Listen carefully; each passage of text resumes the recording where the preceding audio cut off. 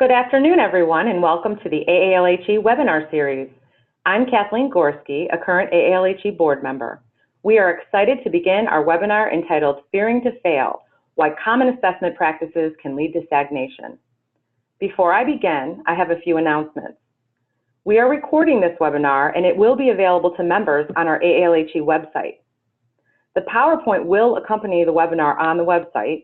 In addition, we will email the PowerPoint to all participants. We will also be sending out an evaluation link upon completion of this webinar. Due to the size of the webinar, all participants will be muted. We will be using the question and answer box for all questions. The Q&A box is located on the bottom of your Zoom screen. I will monitor the questions and ask our presenter when we have the opportunity to do so. And now, it is my pleasure to introduce our presenter, Dr. Catherine Welberg. Dr. Catherine Welberg is Dean of the School of Sciences, Math, and Education at Marymount University. She has taught psychology and educational psychology courses for more than a decade, serving as department chair for some of that time, and then branched into faculty development and assessment. Dr. Welberg has worked with both the Higher Learning Commission of the North Central Association and the Commission on Colleges with the Southern Association of Colleges and Schools as an outside evaluator. In addition, she has served as editor to Improve the Academy and is currently the editor-in-chief for the New Directions in Teaching and Learning series. Dr. Welberg regularly presents workshops on assessment, academic transformation, and teaching and learning processes. Her books include Promoting Integrated and Transformative Assessment, a deeper focus on student learning and meaningful course revision, Enhancing Academic Engagement Using Student Learning Data. She earned her PhD in educational psychology from the University of Florida.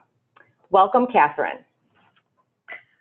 Well, thank you, Kathleen, and welcome to everyone. And I am so glad to be talking with you all today about this issue that we have in the world of assessment, which is on the idea of fearing to fail. And I would probably go on to say that this is not just an issue we have in the world of assessment. I think this is certainly something we see in higher education and beyond, that we are very often afraid to fail. We have been taught that failure is a bad thing. So let's start this off by asking you all a poll question. So Kathleen, I'll ask you if you can launch that first poll. And so let's think about this first poll question. Think about the last time you failed. What is the primary emotion that you felt? And was it shame? Was it sadness? Was it anger? Was it confusion? So think about that. And it looks like both poll questions are up with this one. So we'll go ahead and have you answer the second one, and we'll talk about that later on, which is which of these things have been said to a faculty or a department about assessment that you might have overheard? Choose one. You've used the wrong verb tense in your outcomes. Your report isn't as good as the other department report. Your survey size is too small, or your analysis is weak. What do you think about those?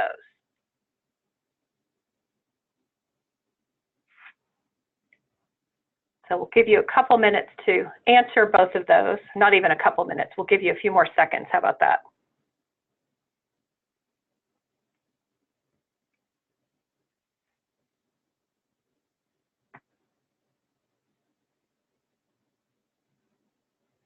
All right, let's close that down and see what you said.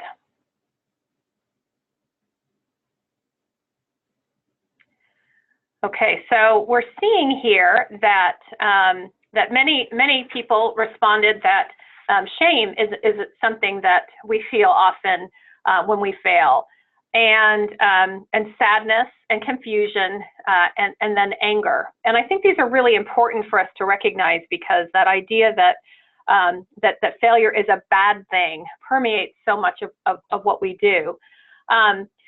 And then also looking at question number 2, which of these things might have been said to a faculty or a department about assessment? And the answer here is, I have heard all of these said. And so many of you probably wanted to check more than one box on these. But comparison, your report isn't as good as the other department, your survey size is too small, your analysis is weak, and those kinds of things are often said in ways that do not make us feel like wanting to work harder or do more with that. So we'll move on then from these polls and kind of talk about what this means. As you all have suggested, failure evokes all kinds of different feelings, feelings of shame, sadness, humiliation, frustration, disappointment, anger, embarrassment, all of these kinds of feelings, and we don't like having those kinds of feelings.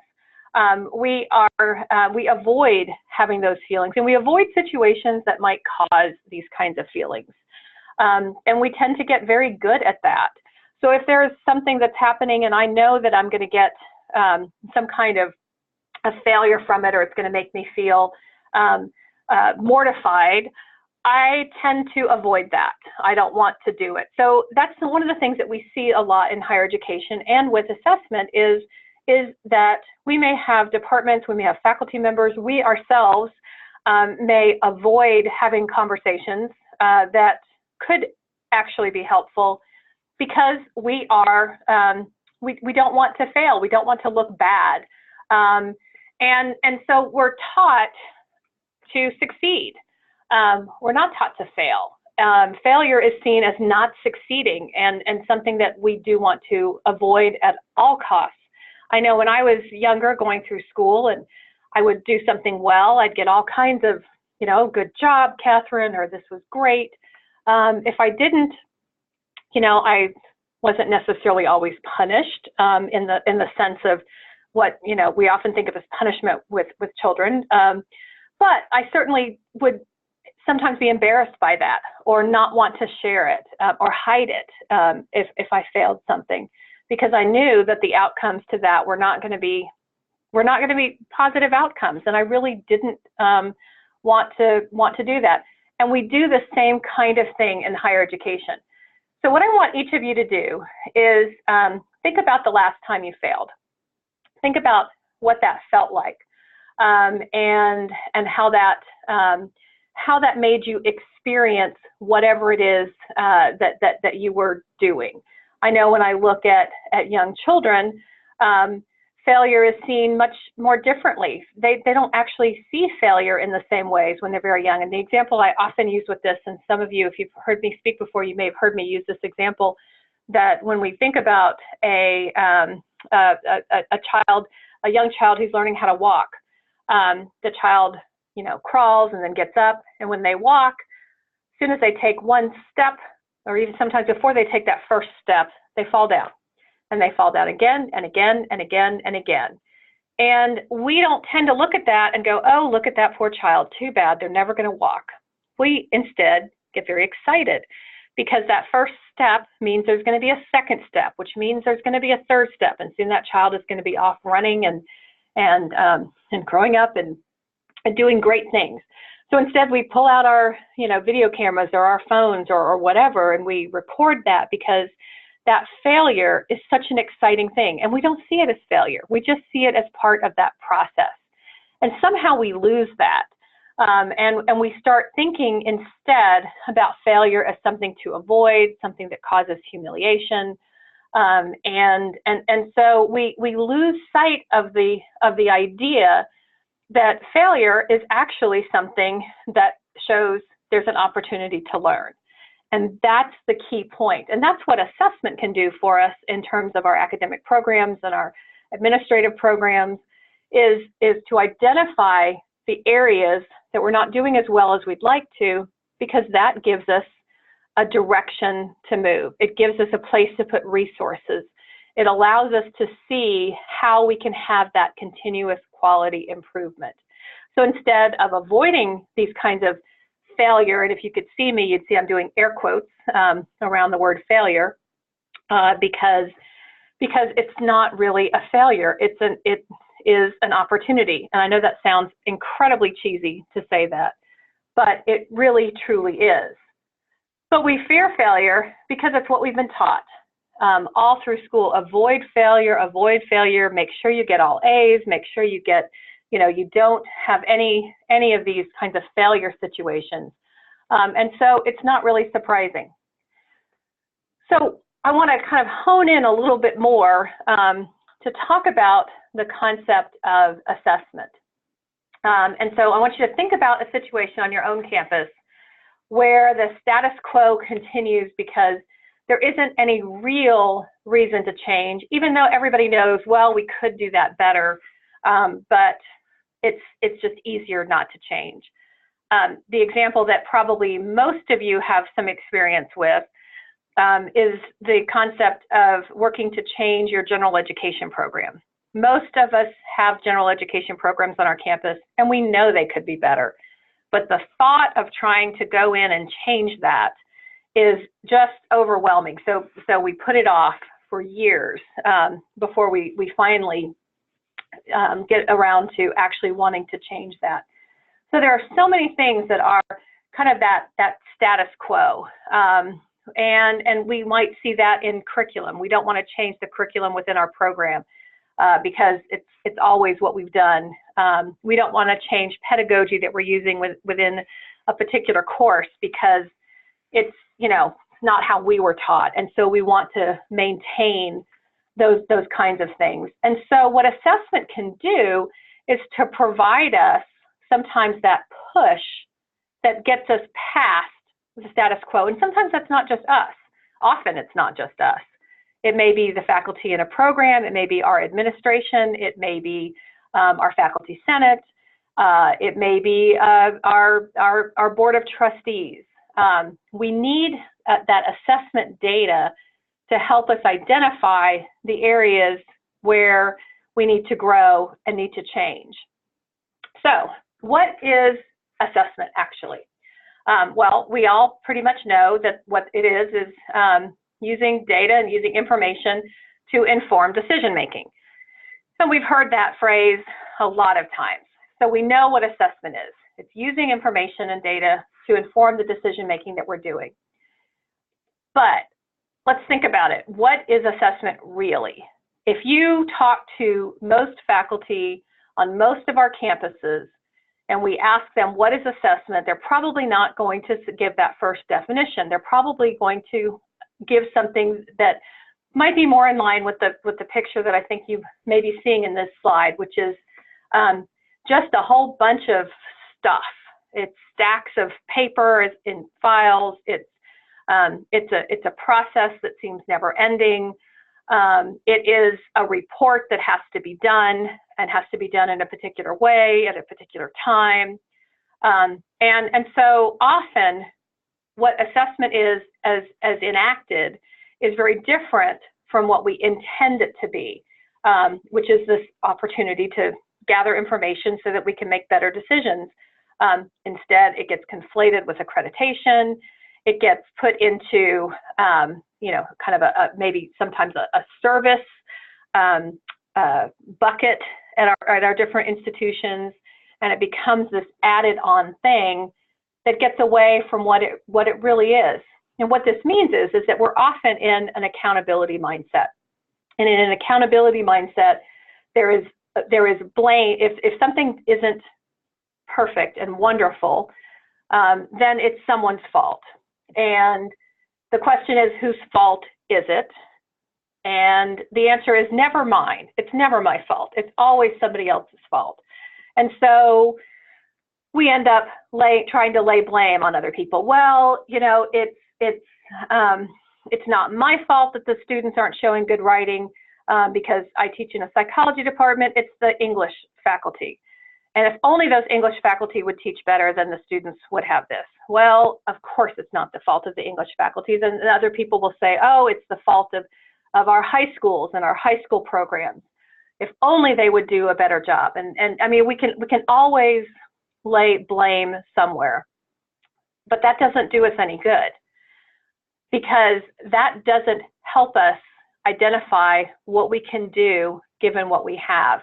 And so this accountability mindset can actually stop us from trying to make improvements, because if we're blaming somebody else, We're not taking responsibility for what's happening, and so there is no change. So instead, we think about the improvement mindset. With the improvement mindset, what we can do is we can really look at the idea of transformative assessment. So we're not just gathering data and information so that we can prove that we're good enough, and we can say, oh yes, I've turned that report in regardless of what's in it. We're actually using this data and information to inform decision making. We're using that to truly make a difference in what is happening. It becomes a transformative process. And if we really think about that, then our assessment plans and practices become designed to find out what doesn't work. Because if we know what doesn't work, we can work to improve it. If all we do is find out what does work, there's no need to change anything because it's working. And if we don't ask the types of questions that are going to give us these answers, then we really lose out on a lot of what we could be finding out, so that we can really use that assessment data and information to improve decision making. So we have what's often called the failure paradox, which is the idea that identifying a weakness can actually make our education system stronger. And so that's one of the things we want to do with our assessment practices. Not prove that we're good or good enough or even that we're the best. We want to identify where we are weak, where we have areas of failure, where things aren't working, so that we can actually work to make our education system a stronger system. Because if we can do that, then what we're able to do is improve and learn and grow, and be able to really use assessment for what we need it to be. So if we're going to really use this as a meaningful way of doing it, we have to make sure that when we identify a weakness, that weakness is actually real. And what that means is that our assessments need to be based on valid and reliable data and information.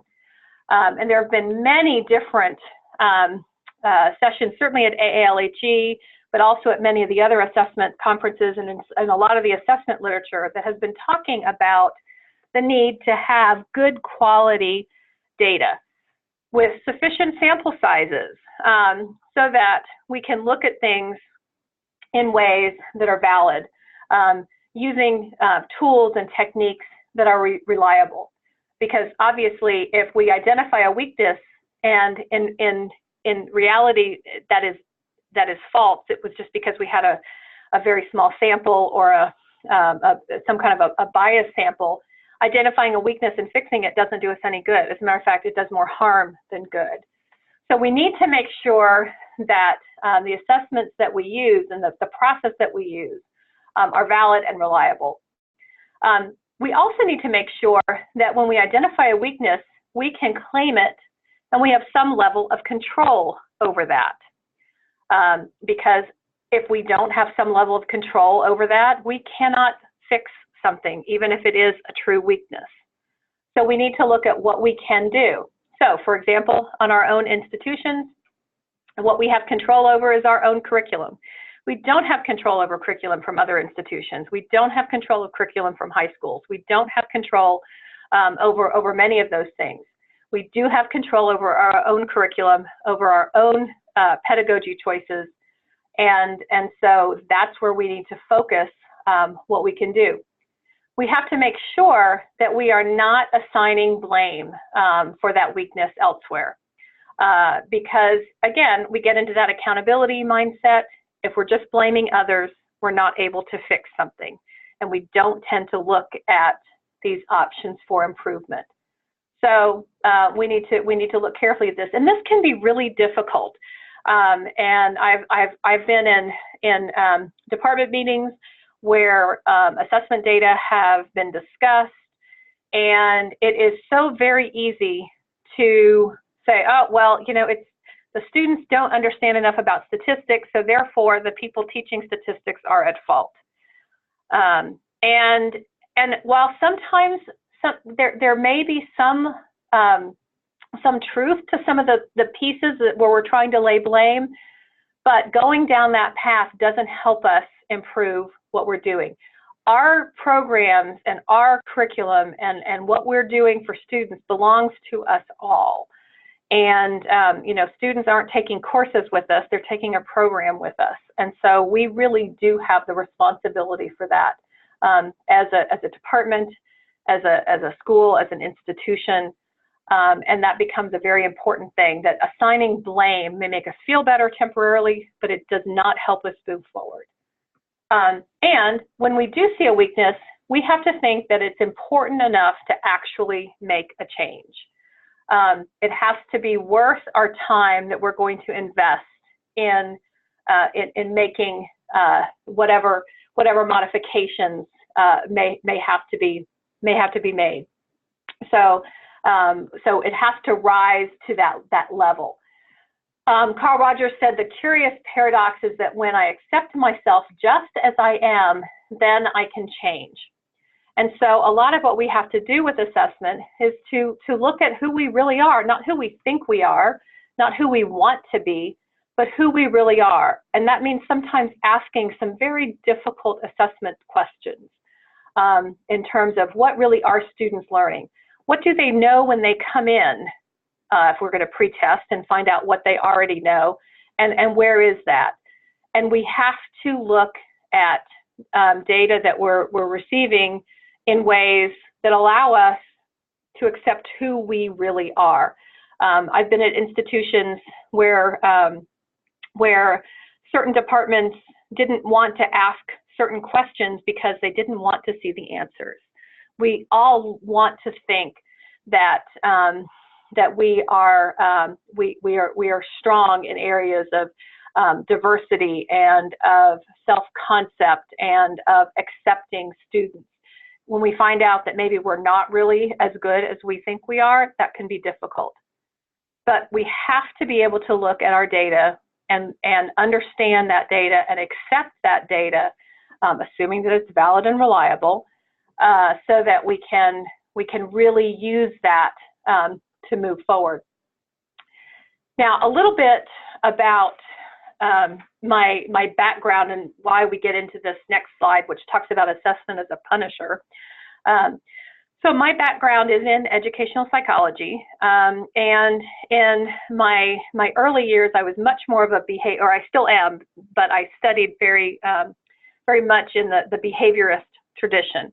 My first teaching job, I ran a rat lab, and so at heart, I am a behaviorist.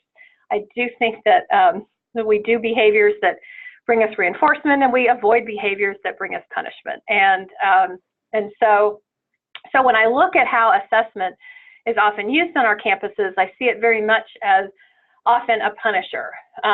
So faculty get in trouble if they don't do the annual assessment report. So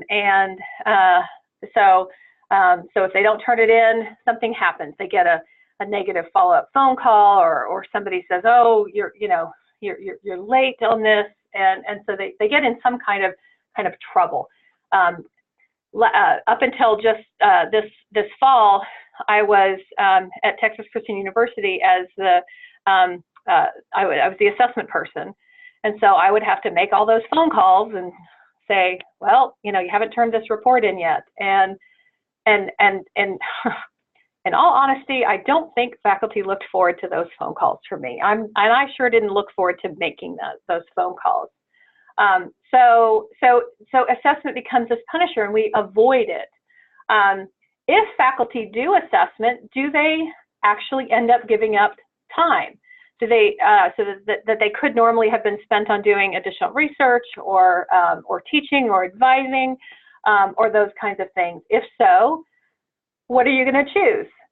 What you love to do, what you were hired to do, what is your passion, or something that someone else is telling you to do because you have to. And I think the case is often clear. If assessment's a punisher, anybody, faculty, administrators, me, we don't like to do things that are going to be punishing. One of the things I've found is if a dean doesn't think it matters, then the dean might think that faculty who are spending time on assessment are wasting their time. And that isn't a good situation at all. And if learning outcomes aren't seen as being correct, and again, I have my air quotes going on, then they might be embarrassed by the assessment office. I've talked to faculty who kind of didn't want any news because they were embarrassed about what that would look like, and they just didn't want to have those kinds of those conversations. Some faculty in some institutions and some programs have found that if they don't show enough success, then they may lose funding or they may lose budget lines. And so if a particular department, for example, has a licensure requirement for students who are going to graduate and go into that field, they might find that if they don't have a very high pass rate on that licensure exam, then they might lose funding, they might lose budget lines. And so they may want to only show the successes that they're having and not show the failures. And again, I'm using those in air quotes. So we get rewarded for showing success. We get punished for showing these kinds of failures, even though those areas where we're falling short are the most valuable that we can find because it lets us move forward in those good directions. And it can absolutely be humiliating to show that a department member isn't doing it right, isn't teaching well. And again, we avoid humiliation because we don't like that. So over the last several years, we have seen, and you all have read all of these and potentially even more, of people who have written and have suggested that assessment is a problem and assessment is not helpful. And so, for example, in 2017, an article came out that stated that the dysfunctionality of assessment today starts with the primacy of evidence and data. And the author went on to talk more about that it's not the data that is as important, it's that the faculty are having conversations about learning and teaching and pedagogy. And I think to a certain extent, those conversations are absolutely crucial. But to suggest that assessment is dysfunctional because it actually focuses on evidence and data is incredibly problematic to me, because I think evidence and data are very important. Now, I don't think that evidence and data should be the only thing. I think there's context, I think there's dialogue, I think there are lots of things that go along with that, but those often stem from particular pieces of evidence and data. And so I think that that when I hear people talk about assessment being too focused on data, yes, sometimes that can happen, but we can't just throw out all data and just go with gut feelings and conversation as a way to improve things. We really do need to have some of those data points to better understand and to make sure that our assumptions are correct, because often they are not. Many of you read this article from January that stated, no doubt many of you will spend part of the month of January looking over assessment material from the fall semester, equipped with some pre and post tests, a couple of artifacts, a rubric, a curriculum map, and perhaps a little bourbon. You will study your data carefully, make a few quick inferences, and then identify a minor problem that you can address by making equally minor changes to your course or program. However, you may find that upon close examination, the data don't seem to be saying anything at all to you. You may even be tempted to just make something up. If you go that route, it's probably because you have concluded that assessment data do not tell you anything useful about your program, so there's no harm in fudging your analysis of the data. And I have highlighted in red the part that says, you have concluded that assessment data do not tell you anything useful about your program. And I bring this up because I think that when Eric Gilbert wrote this in January, I think he actually has some valid points, and I think they're important for us to pay attention to them, because often we look at assessment and successful completion of assessment as identifying a minor problem and that you can address by making a minor change. And so you show, oh yes, I met my outcomes. There was this little thing, I tweaked it, it's all good. We're moving on. I don't have to spend a lot of time with that. And he also indicates that often the assessment data that we have don't really do a lot for us. They may not be valid. They may not be rigorous enough to really give us information. And I think that's something that we need to pay attention to and take seriously what he says. However, I think that assessment data can tell us something very useful about our program if our assessment plans are meaningful and specific enough to what we do. And I think that's where the problem is.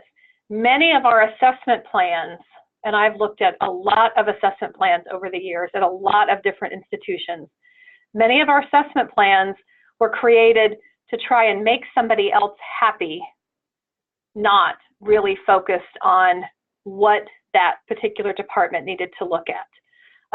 And so I think that part of our problem with the field of assessment isn't that we have data and evidence, it's that the data and evidence that we have are not as meaningful as they need to be.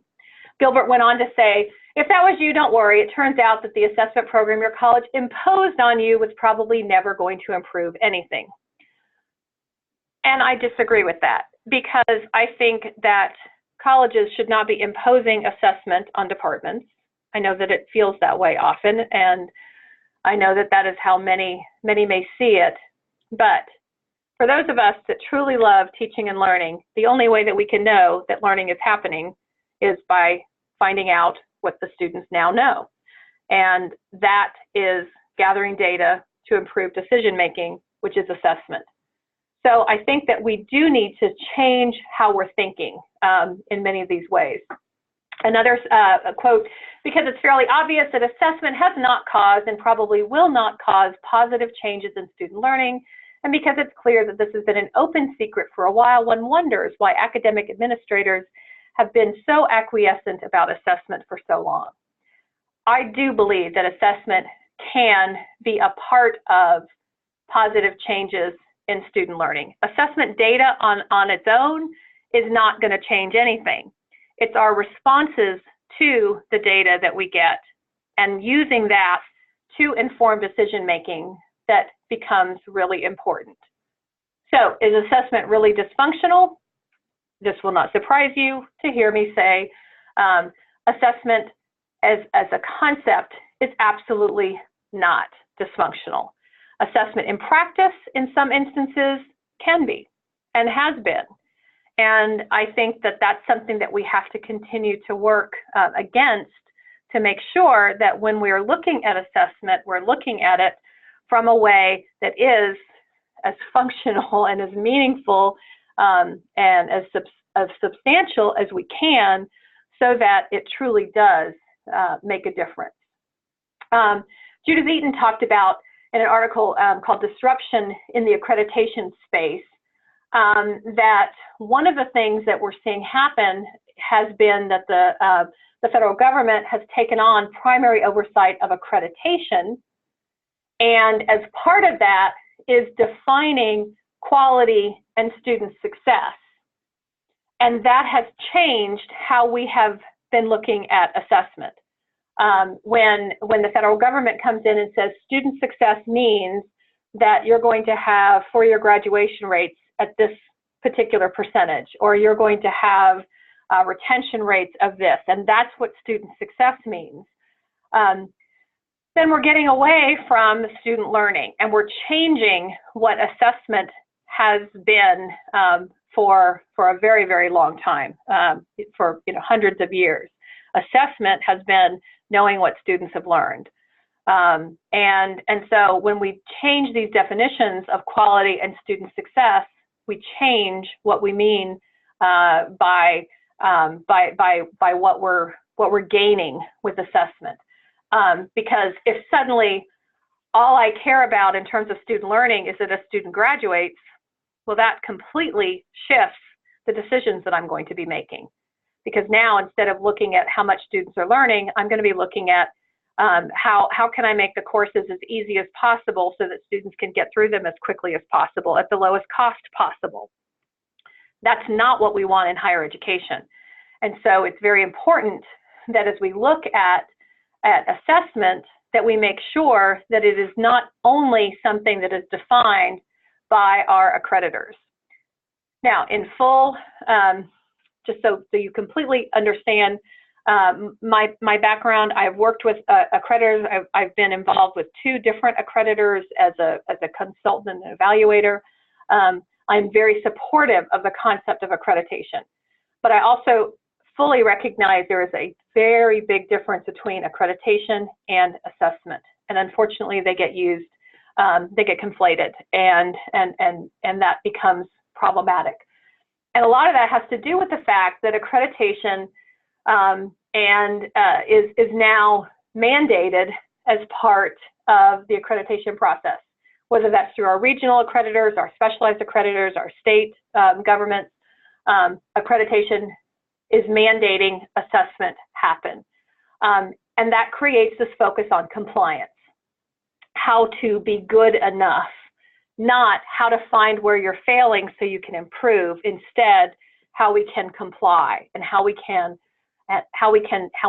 show that we are good.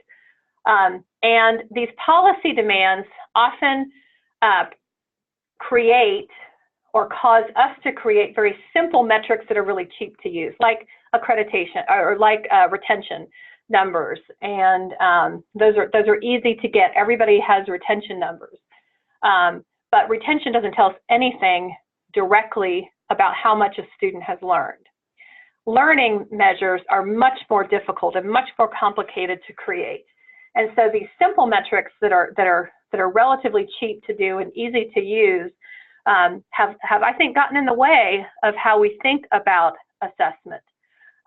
And we often will get what I have seen as being very, relatively meaningless and bureaucratic data collection. Okay, I have data. So here it is. Now I'm moving on, and I'm not ever really going to use those data for improving. And that's what assessment should be about. And so when we think about this accountability model, as I've mentioned, assessment becomes used for punishment. It's what we've seen in our regional accreditors and our specialized accreditors. We use it for external reasons. We don't use it internally to really grow and learn and understand. Assessment, when we're in this accountability mode, becomes a very top-down requirement.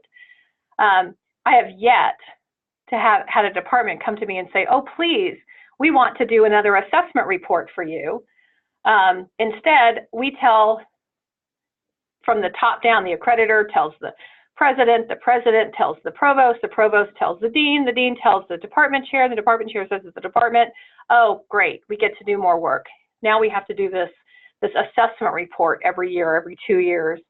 And so instead of really kind of getting in and saying, okay, well, this is an opportunity for us to really learn about ourselves, we end up with something that's very mechanistic, very technical approach to gathering information so that it's the right information. And it gets added on to everything else that's already happening, because when we talk about what's really happening in our program with good and wonderful teaching and learning, of course we're doing some assessment in that. We're often not documenting that assessment, however. So this documentation of assessment becomes very mechanistic and technical. And for those of you that have been part of an accreditation conference and have gone to one of your accreditation conferences, we end up with this very mechanistic approach where people hear, oh, I found, some so-and-so university just had a substantive change approved. And so everybody wants to go find out what they wrote. Can you send it to me? Because we want to know how many pages was it? What were the margins? What font did you use? And those kinds of things that have nothing to do with the content of that. So we get into this very mechanistic and technical approach. Instead, we should be thinking about how assessment enhances student learning, that it becomes a cyclical process, just like learning is. And so assessment becomes a process and not an end in itself. And assessment contributes to ongoing dialogue, because those data, that information that we can get, will really actually become the basis for wonderful conversations about how can we get better, how can we continue to improve.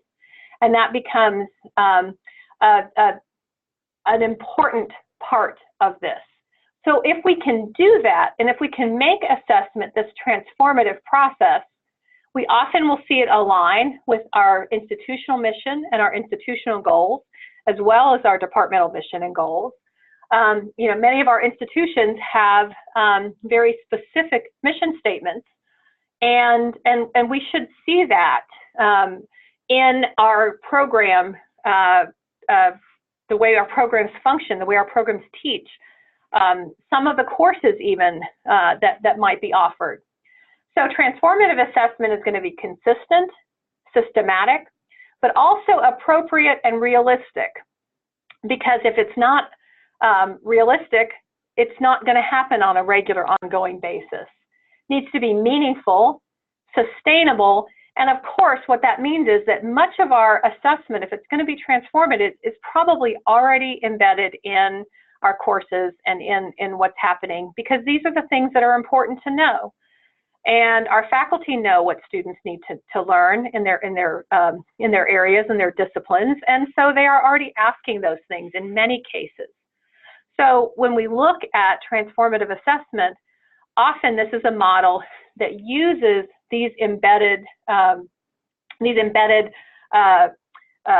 papers and projects and other kinds of student work to look at that. So when we think again about failure and why it is why there's such a stigma attached to it, part of that I think goes back to the fact that we don't always see the hard work that goes into success. We just kind of see it at the end and go, oh, well, you know, they just came out of nowhere and they're so amazing. We don't see the hours and hours and hours of work that went into that. So when I look at academic programs that are very successful, and sometimes I'll think, oh, if only I could, you know, teach at that institution or be at that place, because they have their infrastructure set up, it's so nice, and their budget is so wonderful, and their endowment is so great, and boy, that would just be wonderful to work there. Well, I'm looking at where they are now. I'm not necessarily looking at what it took to get to that point. And so we see the hard work, but we don't always look to see how long that work took. So we see the easy, we don't see the preparation that went into making it look so easy. And so that will often make people want to stop trying, because it's hard. Learning is hard. Teaching is hard. Education is hard. And those that are good at it have taken a very long time to become good at it. So sometimes we just want to not even try to do something because it is so difficult, because we don't share the difficulties. We just share the ta-da, the success at the end. And certainly there's not a single one of us that wants to be seen as incompetent. And if I'm going to look incompetent, I'm just not going to show up, because I don't want to look that way. And so we lose that opportunity to learn something.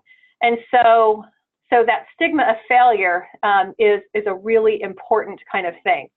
So you've already seen poll question 2.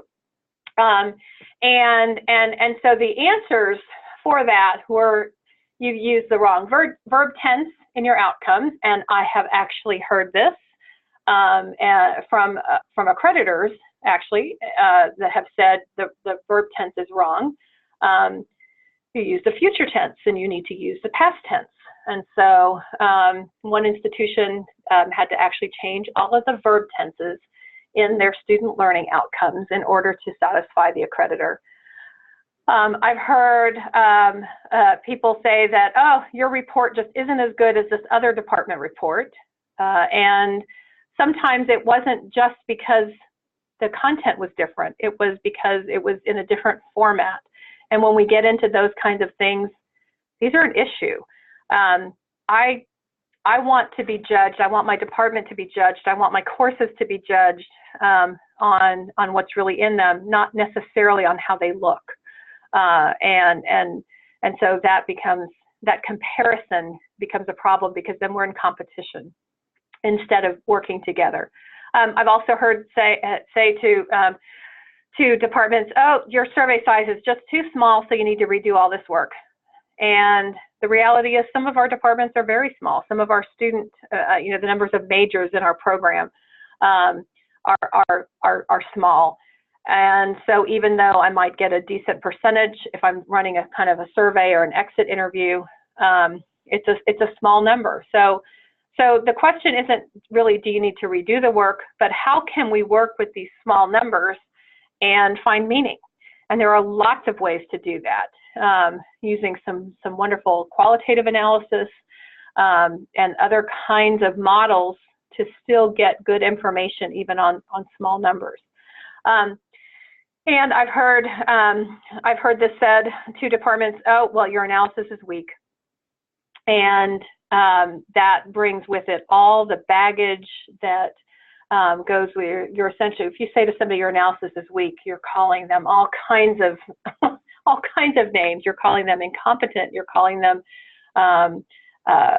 uninformed. You're calling them unintelligent in some ways. And so we have to be really careful about the way that we provide feedback so that we're focusing on learning and improving learning, and knowing that the data that we are using to inform our decisions are valid, and we're using ways that are reliable, so that we are getting at something that is in line with the truth. So I have some suggestions. One, set the assessment bar high. I think that when we look at program and departmental assessment reports, so very often the bar is relatively low. And because if the bar is low, you have more successes. So you put the bar low, then you're good.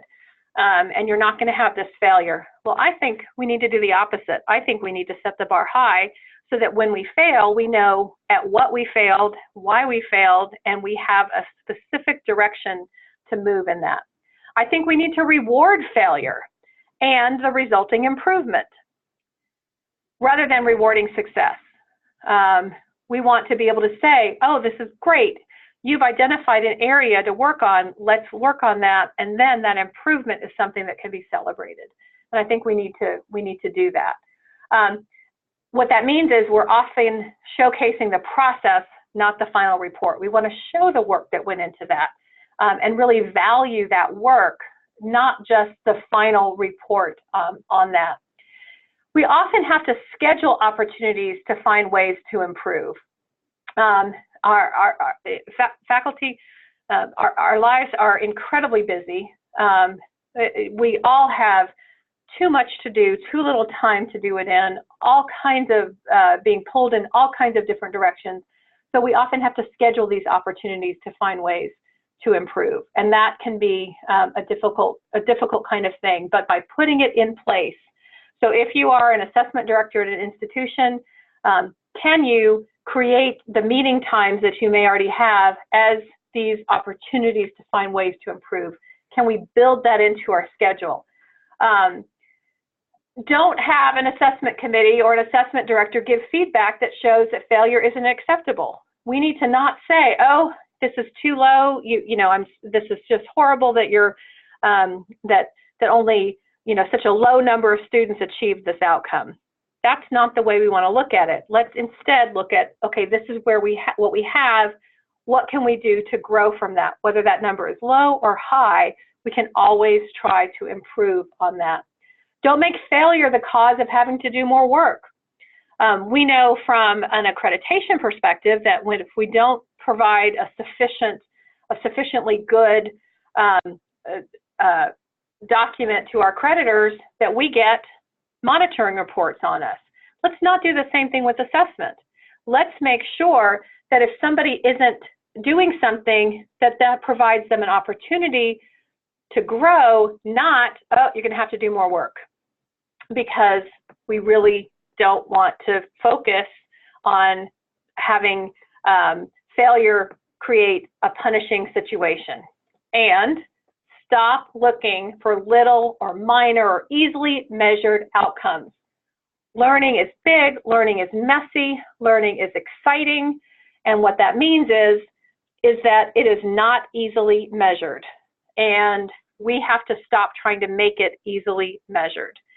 It is not, and when we try and make it easily measured, what we end up doing is oversimplifying what's happening, which is why we are starting to see requirements coming down from our states, from the federal government, from our creditors, that are focusing on things that are easily measured, like retention and completion and income level of students after they graduate from our institutions. These are much more easily measured than understanding how well students are solving problems or critical thinking. These are very messy, very difficult to measure, and the most important thing that we can do, because that's the purpose of higher education. And so fear of failure can hold us back from change, because we're only looking at what is easy to do. So if we're being successful, we're not changing. So if we're afraid to fail, and so we only look at the easy things, we don't identify the areas where we actually do need to change. In a 2014 article, our colleagues wrote that to improve quality, higher education must be able to demonstrate learning improvement. To do so, academic degree program leaders must assess learning, intervene, and then reassess to determine if the intervention was indeed an improvement. So we've got this full cycle going on. We have to be able to assess learning, find out where it is, identify what needs to be improved so we can intervene. We do that intervention, and then we have to say, okay, did this really work? And so we have to reassess, and if it was an improvement, we can continue with that. If it wasn't an improvement, then that tells us something, and we need to go back and look again. And that is the process we need to do, because we do want to improve quality. And so higher education, we all need to be looking at learning improvement, not compliance. So we've got to reframe assessment. We need to make sure that we don't talk about assessment as a top-down project or a one-time work event. And it's not something that we do because our regional accreditors are telling us to do so, even though sometimes it might feel that way. We need to be focused on the idea that assessment is useful to teaching, useful to learning. It's actually a part of teaching and learning. It's not as hard as it may seem, and it is absolutely worth the effort that's expended, because it's not about doing the report. It's about getting information and data that can improve and enhance our programs. And then we document it in a report. But that becomes kind of the follow-up. That's not the actual assessment piece to it. Eleanor Roosevelt said, "You gain strength, courage, and confidence by every experience in which you really stop to look fear in the face. You must do the thing which you think you cannot do." Now, I could be wrong, but I doubt Eleanor Roosevelt was thinking about assessment in higher education, but I do think about that. And I think that we have to, as higher education and as individuals and as those in the field of assessment, we need to really think about, what is it that we're afraid of doing? What is it we're afraid of learning? And then we have to do that. We have to focus in on those kinds of things. That gives us strength, that gives us courage, that gives us confidence. And we are able to model that for our students and for our colleagues. And so I think that that becomes an essential piece of that. Many of you have probably know this, but I was fascinated to find that the root of the word assessment is actually from a Latin word, which means to sit beside. And when we think about assessing something, we're sitting beside, we're learning with, and it becomes this very different transformative process than a punitive, punishing kind of process that many of us do tend to think about assessment in that way. And so together, we can do this. We are a fantastic community. Higher education, large, is a wonderful community. Those of us in assessment have been, we are colleagues. We are together. We can absolutely do this, and we can do this together.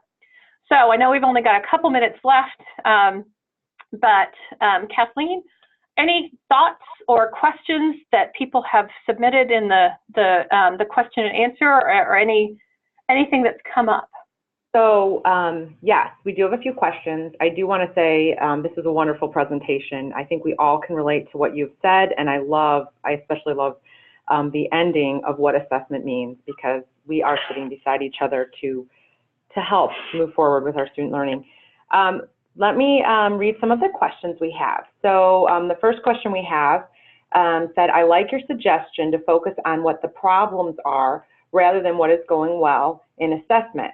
However, I have had some pushback from faculty in my initial attempts to put the focus on the problems because they feel I'm assuming that they are problems. What if there aren't any problems? I tend to focus on presenting assessment as continuous quality improvement instead. No matter how great things are, there always could be something a little bit better. Or pointing out that things are constantly changing, our students, our fields, our climate, and this allows us to keep up and make sure our instruction and instructional experiences are still working. What do you recommend here? Well, I think that's exactly the tack that you need to take is there are always problems, and problems, again, may not be the best word to use, when you're working with your colleagues. Nobody likes to go, well, you have problems, but are there things that can be improved? And the answer is always going to be yes, because if it's not yes, that means we've reached some level of perfection that I don't think is even possible. So what are the interest areas? Sometimes talking about things instead of as problems, but talking about them, what else would you like to learn? Or along with what you're regularly looking at, what else would you like to look at? What else would you like to explore? And sometimes those can lead to really, really interesting findings. And so kind of opening that up as, so maybe not just problems, or failures, but areas of growth, areas of interest. Are there different ways of looking at this particular issue or this particular concept that we could gain more information from? Great. Okay. Thank you. We do have a couple other questions. Let's see if we can ask them really quickly. In transformative assessment, how would you characterize the responsibility or the responsible administrator, assessment director, etc.? What is their role? How can they best position themselves inside the collaborative network to reduce the threat of failure? What a wonderful question. I love that. I think that one of the things that we have to do is look at this as a collegial relationship. As an assessment director, I always kind of saw myself as working for my departments and my faculty, that I was there not to tell them what to do, but to help them do what they needed to do, what they wanted to do. And so I really saw that as a service role. In August, I took on a new role, so I'm now at Marymount University as the dean, and so I'm not directly involved in the assessment process the way I was when I was an assessment director. And one of the things that I'm finding is I can go and I can sit with the faculty, with the department, or with a chair, and talk about what's working, and what else do you need from a resource perspective to make things better. And when we go at it from that perspective, what else do you need from a resource perspective to make things better? I found that sometimes faculty will start talking about, well, we could do more of this, or we could do more of that. We could provide these experiences for students. We could do more internships. We could do more lab work, more experiential learning. And then my question is, okay, well, why do you think that would work? And what that does is kind of back end into some of the assessment questions. How do you know that this is going to be the best way to go? How do you know that what you're doing isn't as good as it could be? And so I think that our role is that of a collaborator rather than a director of what's going to happen. Excellent. Thank you so much, Catherine, for sharing your work with us. I just have a really quick announcement. I want to let everyone know that we are accepting proposals for our 9th annual conference in June 10th through 13th in St. Paul, Minnesota. It's on the AALHE website. And also, if you're interested in submitting a pre-conference workshop proposal, you do have a little bit more time. That's due on the 7th of December. So we will be hosting more webinars, so stay tuned for those in the future. And thank you again for all of you for joining us, and have a great rest of your day.